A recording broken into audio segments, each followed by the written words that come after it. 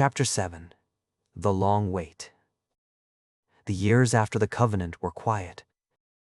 I don't mean peaceful, for quiet isn't the same as peaceful. Peace implies resolution, an absence of conflict, a resting place where the tension has drained and the ground is solid. The years after the covenant were quiet, the way a held breath is quiet, with everything suspended and everything waiting, the promise given but not fulfilled, and the oath sworn but not enacted. God had bound himself in blood and fire, and then he went silent, and Abram and Sarai were left to live inside that silence and find out what it weighed. Abram turned 80, then 81, then 82. The years didn't mean to him what they would mean to someone younger. He wasn't counting upward toward a peak. He was counting downward toward an ending, and every year that passed was another year. The promise hadn't come, and her body hadn't changed, and the barren wife who was supposed to bear a nation remained barren. He still built altars, and still prayed, rising before dawn and searching the sky with that expression I'd come to know as well as my own blade. But the prayers got shorter, not less sincere, just shorter, as if the words were wearing thin from use, as if there were only so many ways to ask the same question before the question itself became a kind of answer. Sarai had started praying again, not at the stone, for she'd left the stone in but in the same posture, the same whispered intensity, the same hands pressed flat against whatever surface was nearest. She prayed in their tent at night when she thought Abram was asleep, and sometimes he was, and sometimes he wasn't. And the times when he wasn't, he'd lie still and listen to his wife ask God for the thing God had already promised but hadn't yet delivered. I guarded the perimeter night after night, year after year. The fallen probed on schedule, testing our lines with the mechanical regularity of an army that knows it has time. Sarai kept his forces at a distance, rarely engaging directly. He didn't need to. Every year that passed without a child was a year. The silence grew louder. Sarai didn't need to argue his case. Time was making it for him. The promise was a lie. The chosen man was growing old, and the barren wife was growing older. And the God who had sworn an oath in blood and fire was doing nothing. I drove off the nightly probes and filed my reports and watched the household and tried not to count the years, but I counted them and couldn't help it. The numbers accumulated, like the earthbound weight itself, pressing into me, adding texture to my existence that the angels in the upper regions would never carry. 5 years after the covenant, then 6, then 7. The household grew in everything except the one thing that mattered. The flocks multiplied, the servants increased. The wealth that Abram had carried out of Egypt compounded with the natural increase of herds well managed in good pasture land. By any human measure, Abram was prosperous, blessed even, a man other men envied. But the tent where Abram and Sarai slept was quiet in the mornings, no child crying, no small feet on the ground, no voice calling for a mother or a father.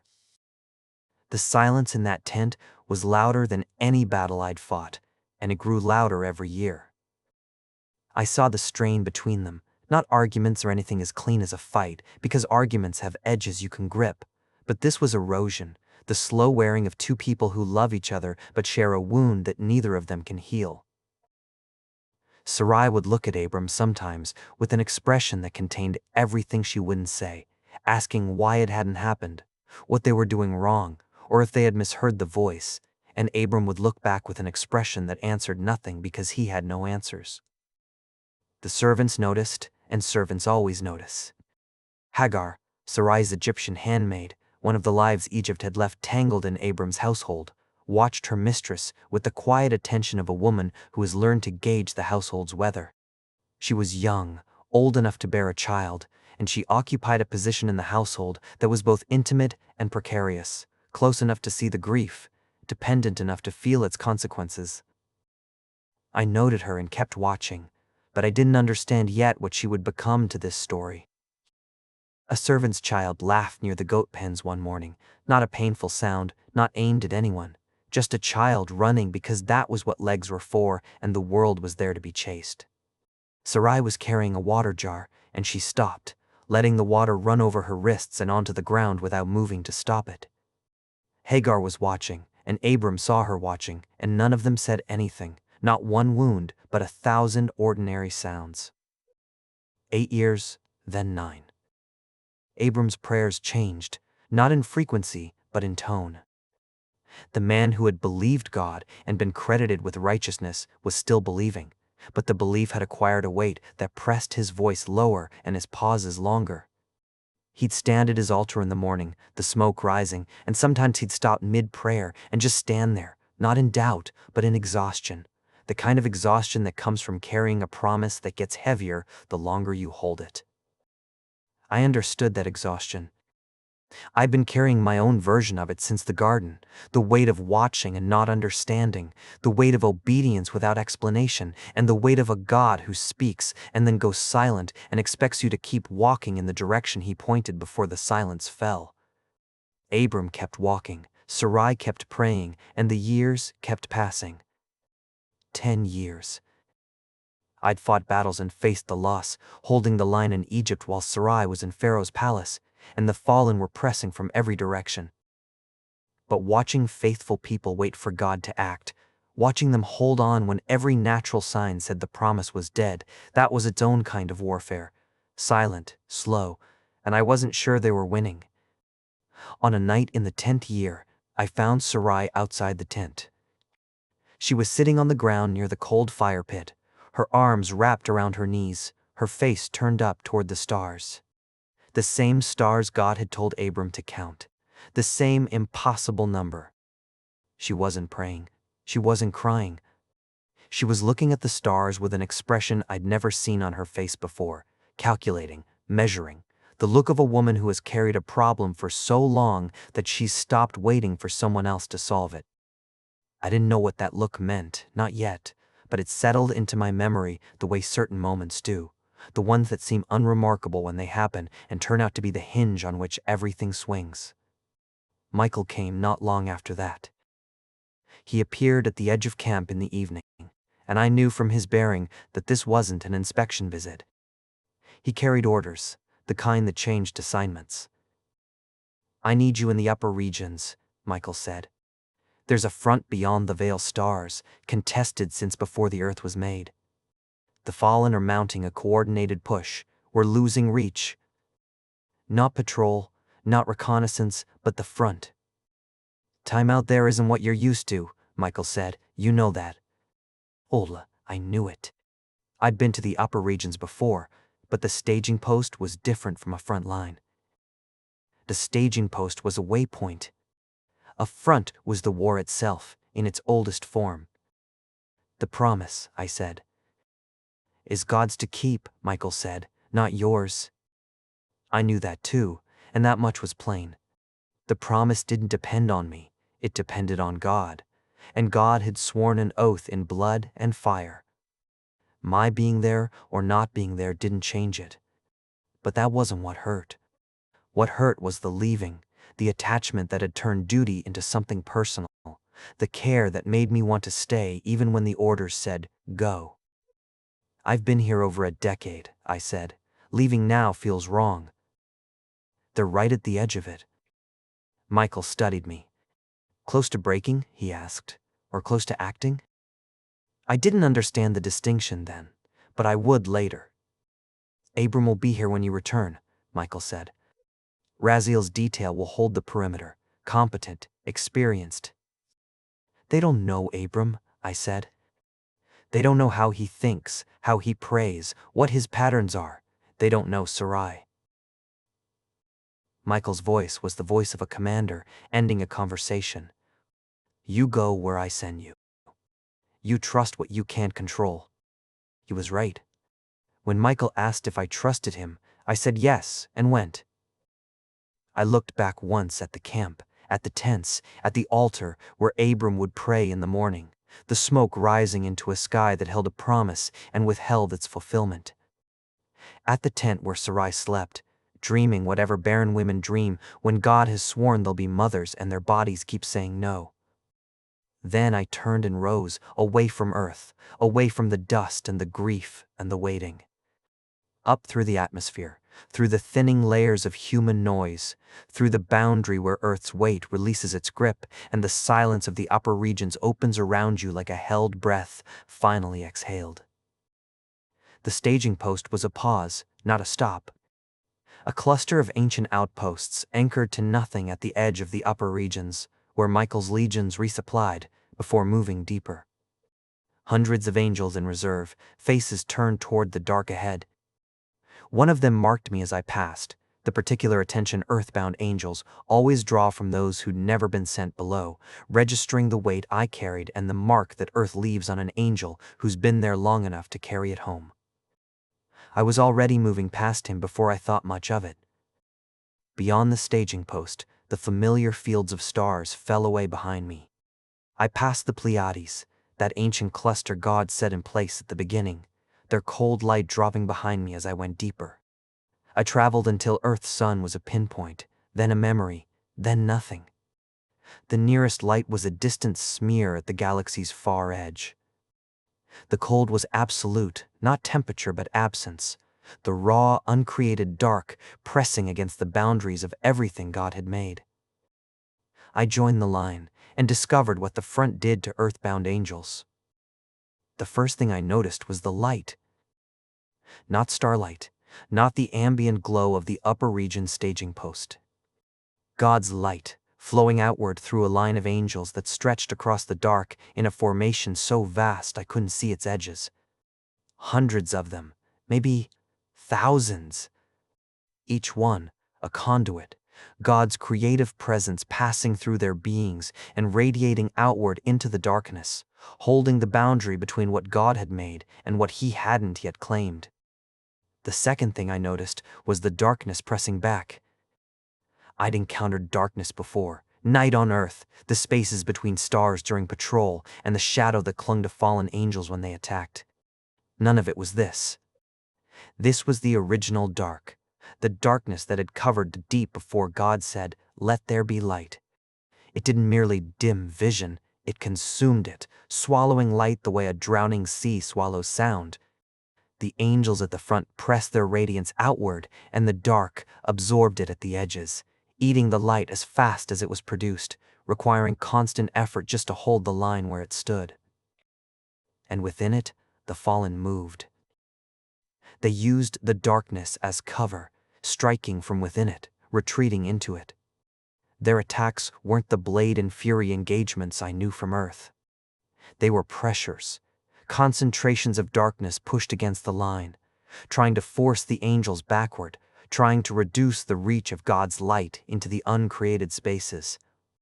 Every inch they gained was territory where their influence could operate without resistance, channels between heaven and earth where their corruption and whispered lies and spiritual pressure reached humans below. Winning here mattered for everything that happened on Earth. This was the war beneath the war. Michael hadn't named who was behind it. None of them ever did, and I'd learned not to ask. There was a form to it, older than the war itself, that even Michael kept. "The Lord rebuke you," not the name spoken aloud, not the direct accusation from any of us. I understood it better now, standing at the front and feeling the scale of what was being coordinated.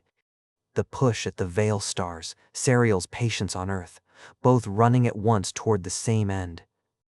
No one else ran something this old and this patient on two fronts at the same time.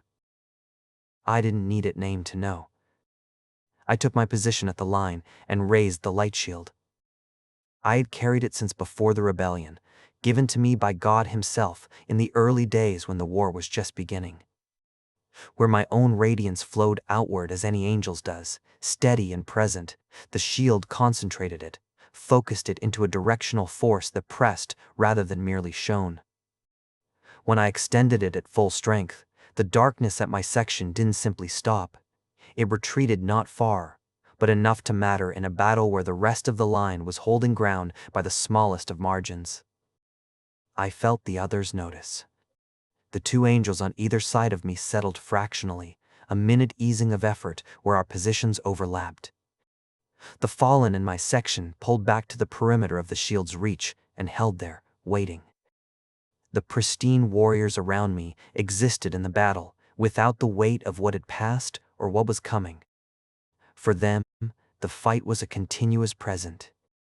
They held their positions, radiated light, repelled darkness, and they did it knowing the order of things without carrying it as pressure. The battle simply was. They were in it as they were in worship, fully present and fully engaged, knowing sequence. Earth had taught me to feel it as a warning. Earth had changed how I experienced things. I caught myself feeling the battle develop, tracking what was building before it arrived, the same instinct I developed watching human households strain before they broke.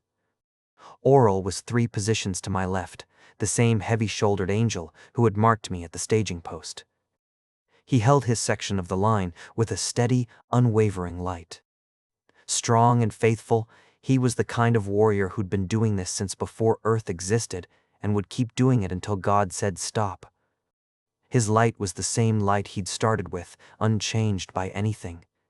Nothing had ever asked it to be different, so it wasn't. He didn't feel the next thing coming. None of them did. They fought in the eternal present, responding to what was, not anticipating what would be. I fought beside them, and I fought differently, and for a while the difference didn't matter. Then it did. The fallen had been building towards something. I felt it in the subtle shifts of pressure along the line. The attacks on the flanks weren't random. They were drawing attention outward, pulling strength to the edges, creating a thinning in the center of our formation. The feints had a rhythm that the pristine angels couldn't perceive because rhythm requires a sense of before and after, and they had neither. The concentrated strike was aimed at Oral's section. I could feel a gathering in the darkness beyond the line, a density of malice heavier and more focused than anything in the battle so far. I recognized what was behind it. A presence I'd known before the earth was made, now on the other side, using everything he'd once understood about how we hold the line to find the place where one would thin. I knew him from before the choice. I didn't want to go further into that than I had to. The fallen were pouring everything into a single point, and that point was Orel, who couldn't see what was coming because he only perceived what was. I moved before it landed. Not because I was ordered to. Because I could see it and he couldn't, and there wasn't time to explain. I stepped between Orel and the darkness and drove the shield forward, not to receive the impact passively, but to meet it. The shield at full extension reached into the dark itself, pressing against the gathering concentration before it could fully form. I felt the resistance, the darkness pushing back against the shield with all the weight of deep water held behind a dam, and the shield pushed harder. That was what it was built for. Not to stand, but to press. For a long moment the darkness strained against it and the shield held. Then the light in it began to die. Not all at once, not like a flame being blown. The light dimmed, flickered, and went out the way a star goes out when its fuel is spent. The warmth went first, then the glow, then the presence. That sense of being held that I'd carried in my hand since God placed it there. Gone, and the darkness poured through. It burned, not with fire, but with absence. Where the darkness touched, my light scorched, not extinguished, but marked, and the sensation of it was not pain, as earth understands pain. Creation carrying the signature of uncreation, the darkness leaving its mark on my arm and hands where the shield had been. The line held. Oral was safe, the front intact, and the battle continued. I was on my knees, not from physical impact, but from loss. My left arm and side carried the burn where the darkness had reached me, and my hands were empty where the shield had been.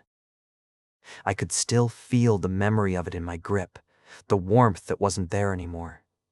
Oral found me after the line stabilized. He looked at the burn on my arm, at my empty hands, at the place where the shield had been. His expression was the expression of someone seeing a cost they hadn't known was being paid. "You stepped in front of me," Oral said. You moved 3 positions across the line to do it. You didn't see it coming, I said. I don't see things coming, Orel said. He stopped. How did you know? Earth, I said. Earth taught me to feel what's building. Orel looked at me for a long time, not with pity this time, not with admiration, but with something I didn't have a word for. The recognition, maybe, the different wasn't less. Your shield, Orel said. I told him it was gone. Can it be restored? He asked. I didn't know, but God had given it to me, and God could make another. But he hadn't, and the empty space in my hands where it used to rest was a question I didn't know how to frame. It needed to be done. Orel was there, the strike was coming, and I was the only one on that line who could see it. The answer was simple. Michael pulled me from the front after the battle stabilized. I descended toward earth, carrying the burn on my arm, and the absence in my hands, and the memory of warmth dying in my grip. The darkness burn ached as I entered Earth's atmosphere, a low, persistent throb that sharpened when I passed through regions thick with fallen activity. Then, as I dropped closer to Earth, closer to the noise and the weight and the messy fullness of the physical world, the ache eased. Not healed, eased. Earth, for all its corruption and grief, was full. Full of life and choice, and God's presence pressed into every atom of created matter. The darkness burn hurt less here than it had in the emptiness between stars. I came over the hills south of Hebron in the early morning, eased but not restored, carrying a scar I'd never lose and an empty space where God's gift had been. The camp spread below me in the familiar pattern of tents and livestock pens, and the altar near the great trees of Mamre. Everything looked the same, the flocks in the pasture, the servants moving through morning routines, and the smoke rising from the cook fires. Then I heard the child. Not a cry, a laugh. The bright, sharp sound of a young voice shouting with the particular abandon of a child at play. I dropped lower, scanning the camp, and found him near the eastern tents. A boy. Small enough to still be learning his balance, old enough to run, dark hair, sturdy legs, running between the tent stakes with the boundless energy of a child who doesn't know he's the center of a crisis. My first thought was pure, unguarded joy. The child had actually come, the promise at last. My second thought came a half-second later and killed the first one. The boy was with Sarai. He was with another woman, younger, an Egyptian, Hagar. I descended into the camp and felt the spiritual atmosphere immediately. Something was wrong, not fallen wrong, not a breach. This was the quiet wrong of a household that had changed while no one was watching. I moved through it, taking in the faces of the servants, the posture of the household, the invisible lines of tension running tent to tent. Abram was at the altar. I found him there in the early morning, kneeling, his hands open, his face turned upward. He was old now, visibly older than when I'd left, his hair wholly white, his body carrying the years with a dignity that couldn't hide the weariness beneath. And his face, when I saw it close, carried something I hadn't seen there before: complexity, the particular expression of a man who has done a thing he can't undo and is living inside the consequences. I pieced together what had happened. The evidence was in everything I could observe: the state of the household, Ishmael's existence, the cruelty that had calcified out of Sarai's grief, the careful distance between her and Hagar that hadn't been there before. I learned the rest later, when the garrison reports reached Michael. Hagar had fled into the wilderness, and the angel of the Lord had found her there, beside a spring on the road south. Yod had seen her. He had sent her back with a name for the child she carried, Ishmael. God hears. I'd missed it, all of it, the desperation and the scheme and the birth and the fracture. I'd been fighting in the heavenlies, losing my shield, carrying the darkness, burned back to earth, while the household I'd spent a decade protecting tore itself apart from the inside. The worst part wasn't that I'd been absent. The worst part was that Sariel hadn't needed to breach anything. The perimeter had held, and Raziel's detail had done their job. No Fallen had entered the camp, no direct assault, no coordinated strike. That was the horror of it. Nothing had broken in, but something had broken open, and Sariel had simply waited. He'd pressed the silence from a distance, patient and quiet, letting the weight of unanswered prayer do what no blade could. Sarai's desperation wasn't his creation, but he'd been feeding it. He hadn't needed to break in. He'd let the waiting do it for him, and it had worked. I stood in the wreckage of it and recognized what I should have understood all along. I couldn't be everywhere or prevent every mistake, nor guard against every choice that comes from the dark place where faith runs thin and desperation offers its own answers. The boy ran past me laughing. Ishmael. Not the son through whom the covenant would pass, but a child, real and alive and loved by his father, who watched him from the altar with an expression that mixed joy and grief in proportions I couldn't measure. I resumed my position, established the perimeter, filed my report. The darkness, burn on my arm throbbed in the morning air, a low ache that I was learning to carry alongside everything else Earth had given me. It was not healed, not gone, but absorbed, made part of what I was. I reached for my shield out of habit and found empty air. That would take longer to learn.